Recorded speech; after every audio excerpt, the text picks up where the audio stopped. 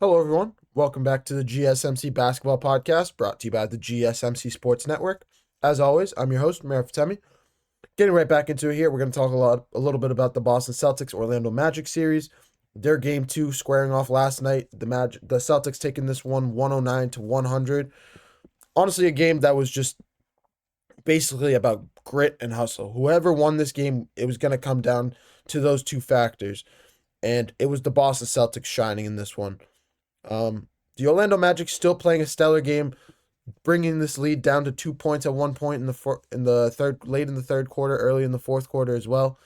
Just hanging around, sticking with them, but the Celtics just being too much, especially in the rebounding category. We're going to talk a little bit about that in this segment, and overall, the play of Derrick White and everything considered, both Magic standpoint, Celtic standpoint, and preview a little bit of what to expect in Game 3. Give a little bit of an update on Jayson Tatum as well. But before I move any further, I'd like to remind you guys to please like and follow the show for more GSMC Sports Network content. Also, we get a number of questions that come in during the show, so to ensure that your question gets read on air, I ask that you use the tips and donations link at gsmcpodcast.net. This puts your question at the top of the list so I see it, and it also really helps out the show. Again, the link is gsmcpodcast.net for all your questions and comments. But getting right back into it here. Anthony, I'm sorry for putting you on hold late in that first segment. I just really needed to go into break and of course just do the intro for this segment. Do you think a player like Jimmy Butler, being that he is more of a defensive first player, he could score, but he relies more on his defense? Do you think that's going to fall, pretty much is what you're saying? Fall off a cliff more than do you think his defensive side will fall off than his scoring side? Coming off of injury, or which he relies on more? I think he definitely relies on his scoring more. He's a very underrated defensive player, I'd say. He's incredibly underrated as a two-way player.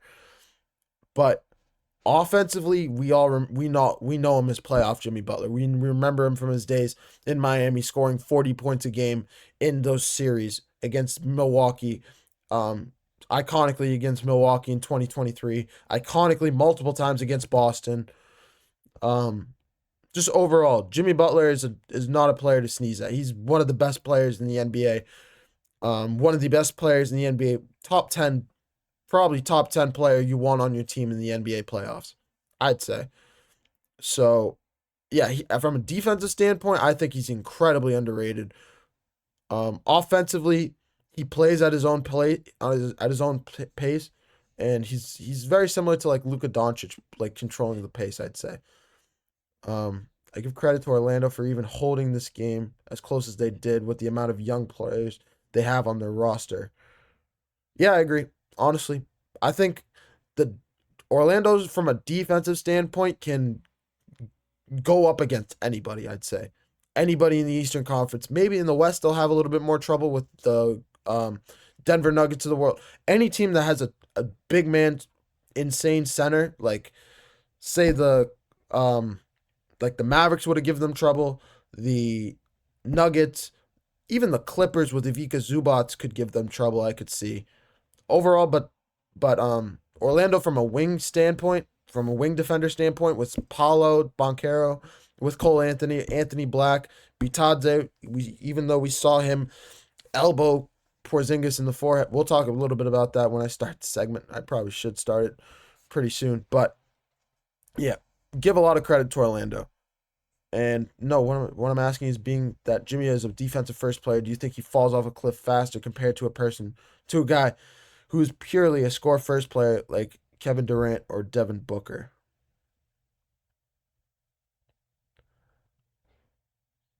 Well, I guess I didn't think of it that way. I think Jimmy's defense definitely keeps him hanging around in the top 10 playoff performer category. But Jimmy Butler offensively is a big reason why he's remembered the way he is. I think I remember him more as an offensive first guy, but at the same time, well, no, I remember him as a two-way player. because he's not offensive heavy like a Kevin Durant or a Devin Booker. He can't shoot the three like that. But for some reason in the playoffs, he just plays I'm going to go back to my comparison with Luka Doncic. He just plays very similar to Luka Doncic does in the similar pace. Just pacing the game, but he plays like LeBron at the same time getting into the lane. Like, he's an incredibly physical player, but in terms of facilitating and dictating the offense, he just moves at an incredibly slow pace, taking his time up the court, setting up plays very well. He just takes his time. He does not rush anything. And I don't think he's going to fall. I don't think he falls off a cliff faster, if that's the question you're asking. Compared to Kevin Durant or Devin Booker, I think his defense, from a defensive standpoint, he'll hang around for a while, I think. And he's getting older at the same time. So how many years do you expect of him?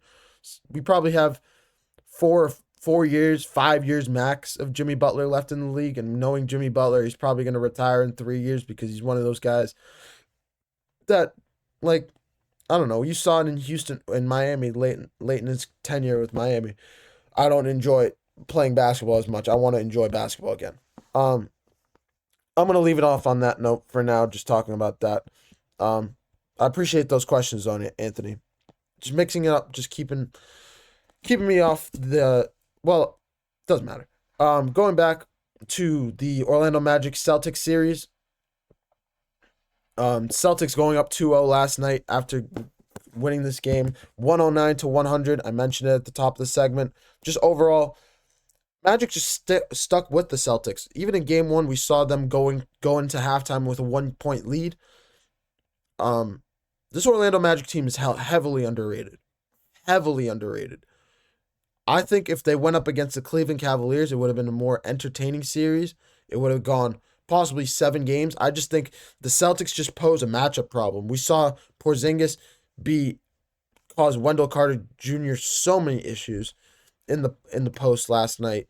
Jaylen Brown, Derrick White, the players that have just played stellar all season long. Jaylen Brown leading the way for the Celtics team with 36 points and 10 rebounds. It was a Jaylen Brown show. We kind of knew this. We knew Jaylen Brown needed to step up to the plate without Jayson Tatum in the lineup.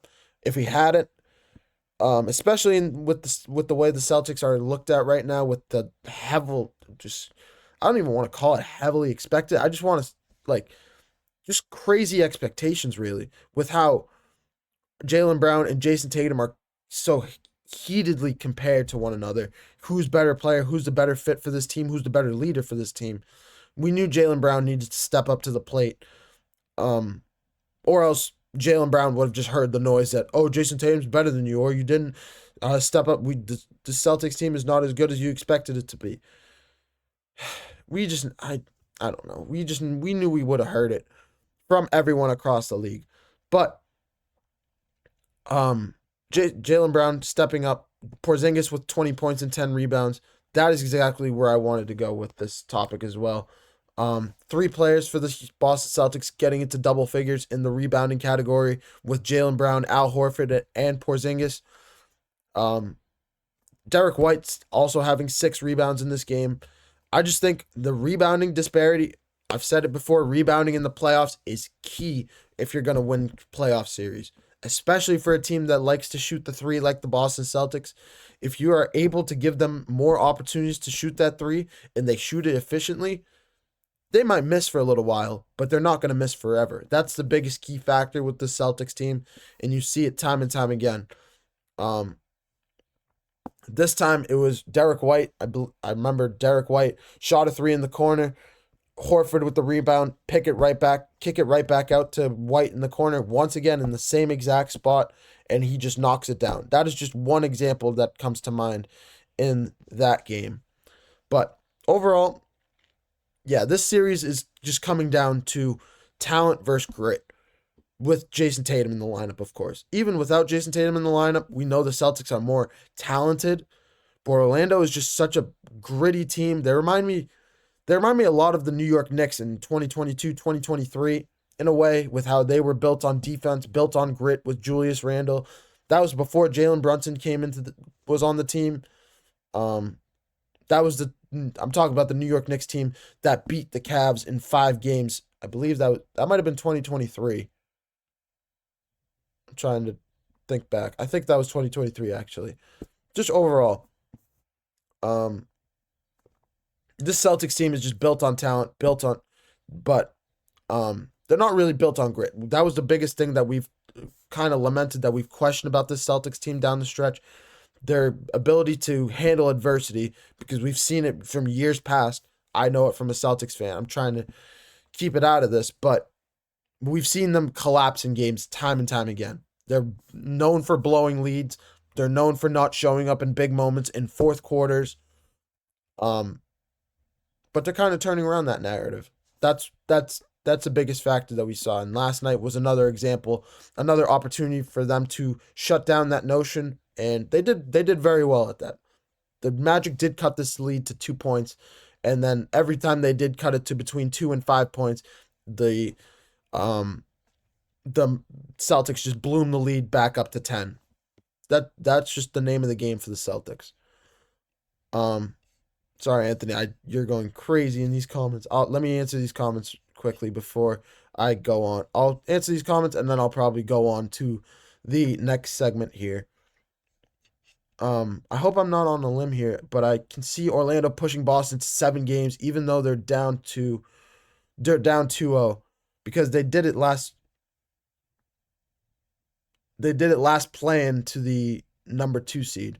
Yeah, you're talking about the series against the Cleveland Cavaliers. That's a big reason why I said the Cleveland Cavaliers would have been a better matchup for this Magic team. I thought the Magic kind of figured out the Cleveland Cavaliers down the stretch last year. And even though they got blown out in that Game 7, that was like the experience of a Donovan Mitchell. That is what happens in Game 7s. It's you either shoot the ball incredibly, you don't shoot the ball very well, or the star players.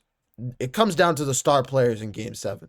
It comes out to the superstar names, and that was Donovan Mitchell in that one. That was Darius Garland, Jared Allen, Evan Mobley, versus really just a Paolo Banchero and a Franz Wagner. Franz Wagner that has not played as well as we remember him last year. Franz Wagner that's kind of taken a little bit of a step back. That'll be an interesting conversation for another day, just because I think there's a lot to talk about there, and he's a player that's growing, and we'll hope that he can kind of grow into a better player next year. It could be that a lot of the pressure is kind of getting to him now. Maybe another player in Orlando, another star player to pair with those, to trio with those 2 guys, could be really good for this Magic team. Could be very well for Franz Wagner's confidence overall. But that's just the state of the Orlando Magic right now. Yeah, there are definitely people underestimating the Orlando Magic overall, but I just think that we saw it with people betting on the Orlando Magic. I believe like there were a lot there. The Magic weren't favored obviously against the Celtics, but there were a lot of people coming out and saying, overall we need Orlando to come out. Or Boston has the talent, but we know Orlando can make games scrappy, can muddy up the waters, can make games, can just deter you from what you want to do and make you just beat them in other ways. That's pretty much, the Orlando Magic are just a very good team. They're just missing a couple players. They're missing a key player. They remind you of the Heat with D Wade. That's a great way to honestly describe it. I don't know if I'll compare Paolo to D Wade back in the day from D Wade's prime, but I think he can grow into that. I think Paolo's a great player, a great young player on both sides of the ball. He reminds me of a young Jimmy Butler, honestly, from an offensive and a defensive standpoint. A younger Jimmy Butler. I don't mean current Jimmy Butler. It's different animal in the playoffs. But Orlando, they're just missing. They're one key player away from being a very good contending team in the Eastern Conference. I think and especially with Jalen Suggs missing a lot of time this year. If Jalen Suggs was playing in this series, I think the series could easily go 7 games. I picked Boston to win in 6 games, but a lot of people are picking Boston in 4, picking Boston in 5. I still think Orlando still has a chance in Game 3, we'll see how game 4 goes. I think that's another thing I wanted to get to in this segment. I think Jayson Tatum will be back by game 4. I think he's probably going to miss game 2, game 3, and then be back for most likely game 4, unless it's a 3-0 series lead for Boston. Then it's pretty much a foregone conclusion in that one. But I'm going to take another short break. When we come back, we're going to take a look at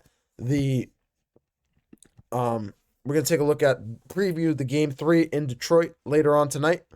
That is a massive game coming up because obviously Pistons haven't seen a playoff series, haven't won a playoff series game, haven't won a playoff game since 2008 until last night.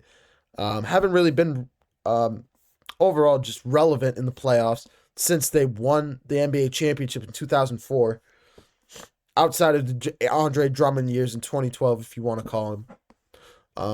But overall, we're just going to preview that game and that series in the next segment. I'll be right back. Don't go anywhere.